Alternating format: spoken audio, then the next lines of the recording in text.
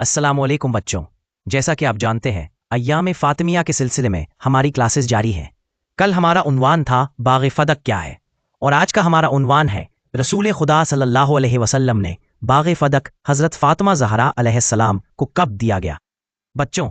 جب قرآن مجید کی یہ آیت نازل ہوئی وَآتِ ذَا الْقُرْبَىٰ حَقَّهُ، یعنی اور دیکھو اپنے قریبی رشتہ دار کو اس کا حق دے دو، تو پیغمبر اکرم صلی اللہ علیہ وسلم نے اس آیت کے نازل ہونے کے بعد باغ فدق اپنی بیٹی حضرت فاطمہ زہرا علیہ السلام کو بطور تحفہ عطا فرما دیا۔ یہ بات بچوں کئی اہل سنت اور شیعہ مفسرین نے اپنی معتبر کتابوں میں بیان کی ہے، جن میں جلال الدین سیوطی نے اپنی تفسیر الدر المنثور میں، اور پھر کنز الاعمال میں، اسی طرح تفسیر الکشف والبیان اور دیگر مشہور کتابوں میں یہ روایت نقل کی ہے کہ رسول اللہ صلی اللہ علیہ وسلم نے یہ باغ اپنی بیٹی کو عطا فرمایا تھا۔ پیارے بچوں، جب والدین دنیا سے چلے جاتے ہیں تو ان کے مال و جائیداد پر اولاد کا حق ہوتا ہے۔ اسی طرح رسول اللہ صلی اللہ علیہ وسلم کی شہادت کے بعد ان کی اکلوتی بیٹی حضرت فاطمہ الزہرا علیہ السلام کا بھی اس باغ پر حق تھا۔ مگر افسوس کے ساتھ کہنا پڑتا ہے بچوں کہ جب نبی صلی اللہ علیہ وآلہ وسلم کی شہادت ہوئی تو اس وقت مولا علی علیہ السلام رسول خدا صلی اللہ علیہ وآلہ وسلم کا جنازہ پڑھا رہے تھے، اور کچھ لوگ خلیفہ منتخب کرنے میں مصروف تھے۔ جب نیا خلیفہ بن گیا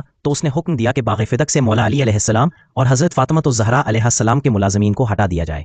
اور اس زمین کو حکومت کے قبضے میں لے لیا جائے، اور زمین میں میرے ملازمین کام کریں گے اور اس کی آمدنی حکومت اور میرے پاس آئے گی۔ یوں وہ باغ جو نبی صلی اللہ علیہ وآلہ وسلم نے اپنی بیٹی کو دیا تھا ان سے چھین لیا گیا۔ جب یہ خبر حضرت فاطمہ الزہرا علیہ السلام کو ملی تو آپ نے پیغام بھیجا کہ میرے ملازمین کو زمین سے کیوں ہٹا دیا گیا؟ جواب دیا گیا،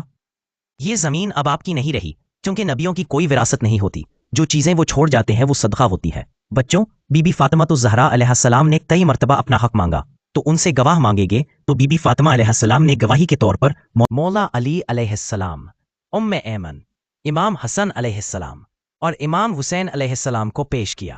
لیکن افسوس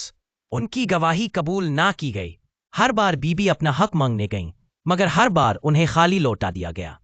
صحیح بخاری میں حضرت عائشہ سے روایت ہے کہ جب حضرت فاطمہ الزہرا علیہ السلام خلیفہ کے پاس اپنے حق کے لیے گئیں تو انہیں یہی جواب دیا گیا کہ رسول اللہ نے فرمایا، ہم انبیاء اپنے مرنے کے بعد کوئی میراث نہیں چھوڑتے، ہم جو چیز بھی چھوڑ کر جائیں وہ صدقہ ہوتی ہے۔ یہ سن کر رسول خدا صلی اللہ علیہ وسلم بیٹی ان سے ناراض ہو گئی اور اس سے مرتے دم تک بات نہیں کی۔ بچوں، آج ہم نے آپ کو بتایا کہ باغ فدق وہ زمین تھی جو رسول خدا صلی اللہ علیہ اپنی بیٹی حضرت فاطمہ الزہرا علیہ السلام کو عطا کی تھی، لیکن بعد میں ان سے چھین لی گئی اور ان کے مطالبات کے باوجود انہیں ان کا حق نہ دیا گیا۔